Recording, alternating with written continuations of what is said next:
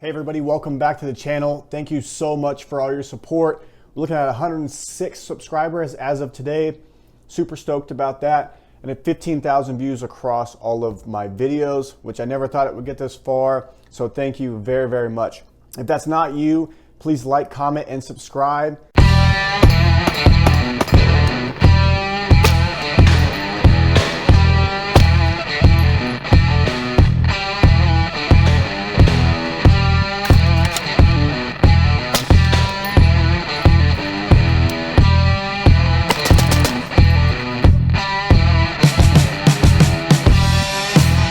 Today we're going to be talking about the M&P 2.0 Performance Center, 5-inch variant ported barrel core series with the optics ready. Drop down a comment in the comment section. I know we got some FN fanboys, some Glock fanboys, some CZ fanboys. So if you like the M&P 2.0 series, drop something down there and tell me how much you like it. If you don't like it, drop something down there and tell me how much you don't like it. So let's just get into the review itself, or the impressions. I've shot this gun a few times, but I kind of ran into some problems with it. Maybe I can alleviate those problems for you talking about it. So when you get this weapon, you're gonna get a shoebox, which I think is pretty lame. The cardboard box is going to come with, obviously, your weapon lock. You got some manuals in here, chamber flag, which every gun comes with. I don't ever really use them. You have 1, 2, 3. So you get 4 total back straps with this firearm, which is pretty cool. They fit on there really easily. To get them off, all you gotta do is pop this pin and pull it off. Really easy to swap in and out, and this can double down as a punch. Get all your mounting plates, your screws, hardware for everything you need to mount whatever red dot you wanna put on the firearm. So with that out of the way, let's start getting into the actual pistol itself. So as you can tell, this gun's completely stock minus my Surefire X300 Bravo. That's the one with the screw. And then also I have a Delta Point Pro, which is awesome. I love this optic.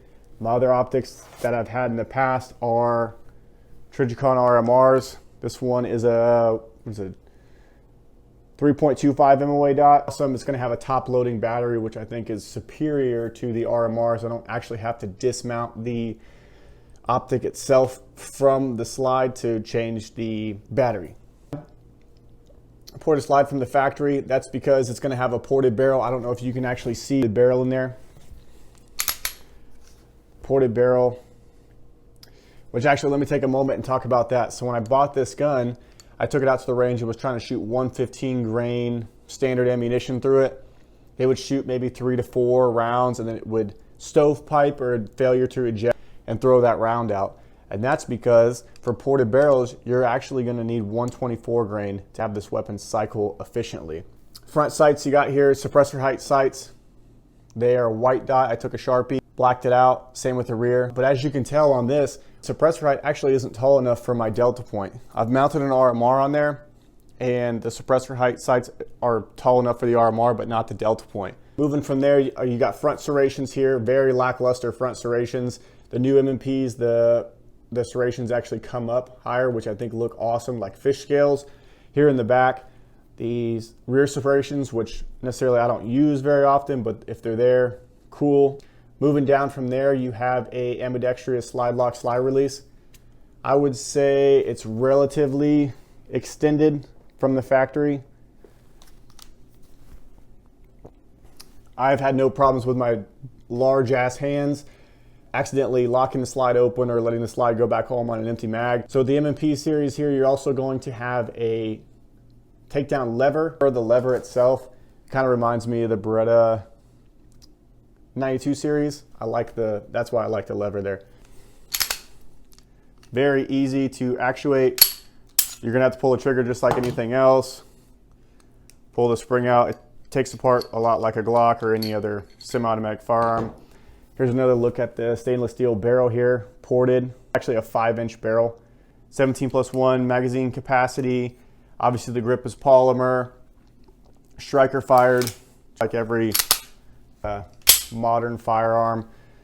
The barrel is going to be 1 in 10 twist for this M&P Performance series. Now moving on from there, The grip texture is probably one of my favorite things about the M&P. I'm not really a fan of one firearm company, but I will say every company has their own perks. So if you see this firearm right here, the texture, if you ever picked up an M&P, way superior to any other firearm on the market right now, coming from the factory. Moving on from there, we have a hinge trigger. Not a huge fan of that. I remember my FN 509 came with a hinge trigger, and I immediately replaced that with a Apex flat face trigger. It is what it is and doesn't really bother me right now. A lot of people say that that hinge trigger will actually pinch the pad of your finger and just become a pain in the ass. I have not experienced that yet, so that's probably going to stay in there. Trigger pull, let's just go ahead and pull that trigger. Take up, wall, break,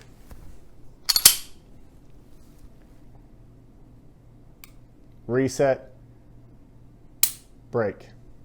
Not a bad trigger. Doesn't feel horrible.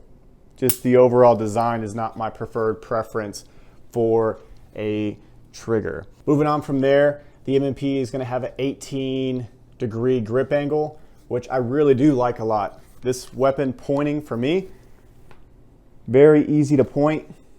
The overall weight of this firearm is 28.8 ounces.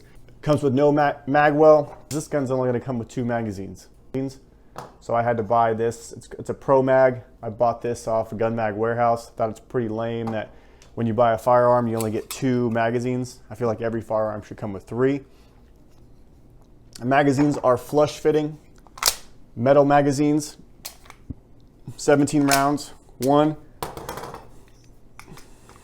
2, and then this is the Pro Mag that I bought from Gun Mag Warehouse. Fits relatively the same. It's going to be a little bit different with the base pad. It looks a little bit different, but I've had no issues with either one. That's pretty much my M&P 2.0 Performance Center 5-inch barrel. If y'all like this video, please like, comment, and subscribe. I love y'all. Have a good night.